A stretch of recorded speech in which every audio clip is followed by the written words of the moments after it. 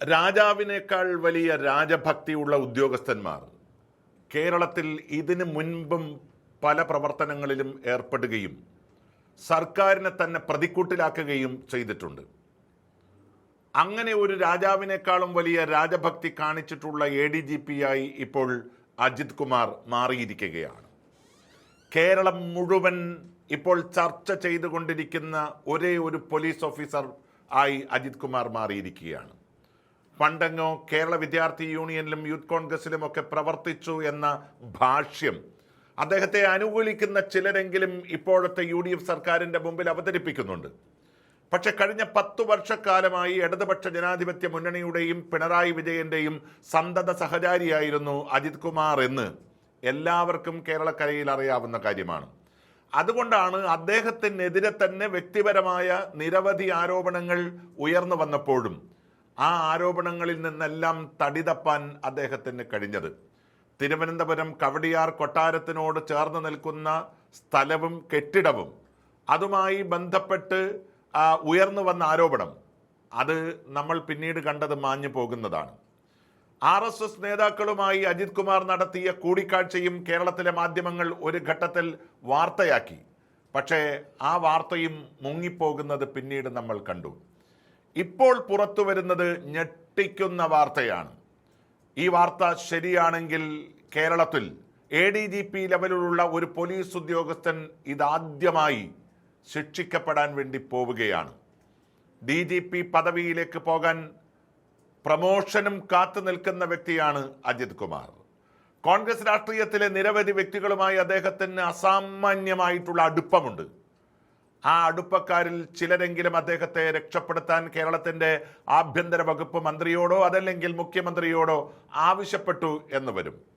പക്ഷേ അവിടെയെല്ലാം കണ്ണിലെണ്ണയൊഴിച്ച് കാത്തു നിൽക്കുന്ന യൂത്ത് കോൺഗ്രസ് KSU പ്രവർത്തകരുണ്ട് എന്ന കാര്യം അവർ ഓർമ്മിക്കണം. കേരള നിയമസഭയിലേക്ക് തെരഞ്ഞെടുക്കപ്പെട്ടിട്ടുള്ള ആലപ്പുഴയുടെ MLA ഉൾപ്പെടെയുള്ളവരെയാണ് മൃഗീയമായി പിണറായി വിജയന്റെ ഗൺമാൻമാർ അന്ന് തല്ലിച്ചതച്ചത്. ആ കാഴ്ച കണ്ടു നിന്ന കേരളത്തിലെ ആർക്കെങ്കിലും രാഷ്ട്രീയ പ്രവർത്തന മേഖലയിൽ CPM-നെ പിന്തുണയ്ക്കുന്നവർക്ക് പോലും അതിനനുകൂലമായിട്ടുള്ള ഒരു നിലപാട് സ്വീകരിക്കാൻ കഴിഞ്ഞിട്ടുണ്ടാവില്ല. കാരണം അത്രമേൽ ക്രൂരമായിരുന്നു ആ മൃഗീയമായിട്ടുള്ള മർദ്ദനം. പല ആളുകളും ചോദിച്ചു, എന്തിനു വേണ്ടിയായിരുന്നു ഇങ്ങനെ ചെയ്തത്? കഴിഞ്ഞ ദിവസം കേരളത്തിലെ ഏറ്റവും വലിയ മോട്ടിവേഷണൽ സ്പീക്കറും കേരളത്തിലെ പോലീസിന്റെ ഉന്നതാധികാര സമിതിയിൽ പലപ്പോഴും അംഗമായിരുന്ന ഞാനൊക്കെ ഏറെ ബഹുമാനിക്കുന്ന ഡോക്ടർ അലക്സാണ്ടർ ജേക്കബ് ചില മാധ്യമങ്ങളിൽ വന്ന് അദ്ദേഹത്തിന്റെ അഭിപ്രായം രേഖപ്പെടുത്തുകയുണ്ടായി. അദ്ദേഹം പറഞ്ഞത് മുഖ്യമന്ത്രിയെ സംരക്ഷിക്കാനുള്ള ഉത്തരവാദിത്വം ഗൺമാൻമാർക്കുണ്ട്. അവർക്ക് ഒരാളെ വെടിവെച്ചു കൊല്ലാനുള്ള ഉത്തരവാദിത്വം പോലുമുണ്ട്. ആ ഉത്തരവാദിത്വമാണ് ഗൺമാൻമാർ നിർവഹിച്ചത്.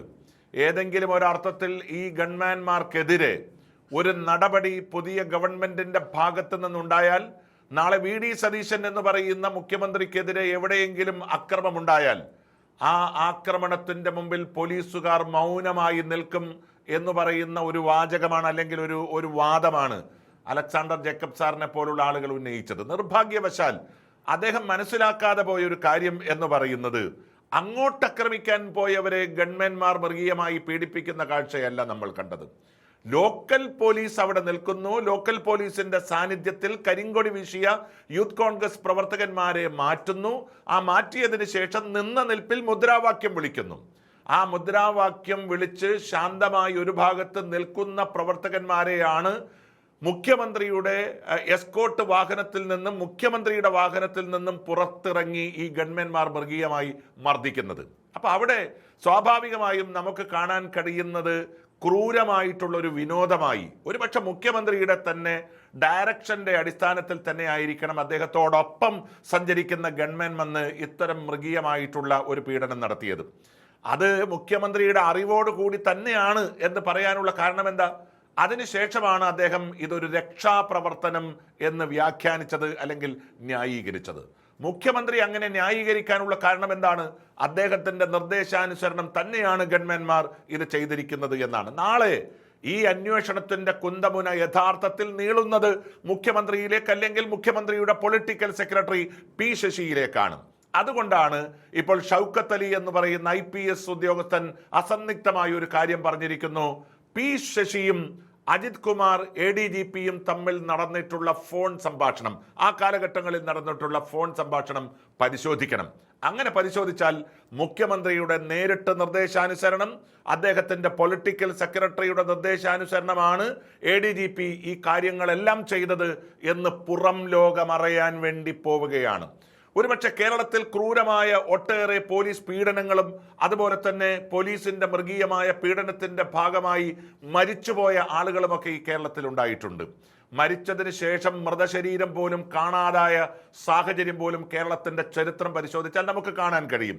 അവിടെ ഉന്നത പോലീസ് ഉദ്യോഗസ്ഥന്മാർ ഇടപെട്ട് യഥാർത്ഥ അന്വേഷണ റിപ്പോർട്ടിനെ കീറിക്കളയുകയും കുറ്റവാളികളായ പോലീസുകാർക്ക് അനുകൂലമായിട്ടുള്ള നിലപാട് സ്വീകരിക്കുകയും ചെയ്യുന്നു എന്ന് പറയുമ്പോൾ ആ പോലീസ് ഉദ്യോഗസ്ഥൻ ചെയ്തിരിക്കുന്നത്, ഉന്നത പോലീസ് ഉദ്യോഗസ്ഥൻ ചെയ്തിരിക്കുന്നത് അക്ഷന്തവ്യമായിട്ടുള്ള അപരാധവും കുറ്റവുമാണ്.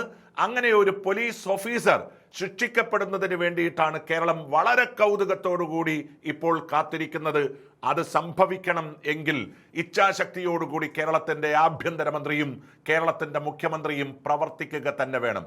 കാരണം ഇന്ന് ഇവരെല്ലാം ഈ അധികാര കേന്ദ്രത്തിൽ ഇരിക്കുമ്പോൾ അവർക്ക് വേണ്ടി വഴിയിടങ്ങളിൽ തല്ലുകൊണ്ട് ചോര ചിന്തിയവരാണ് ഇവിടുത്തെ യൂത്ത് കോൺഗ്രസ് പ്രവർത്തകരെന്ന ഓർമ്മ തീർച്ചയായും ഉണ്ടാവുക തന്നെ ചെയ്യും.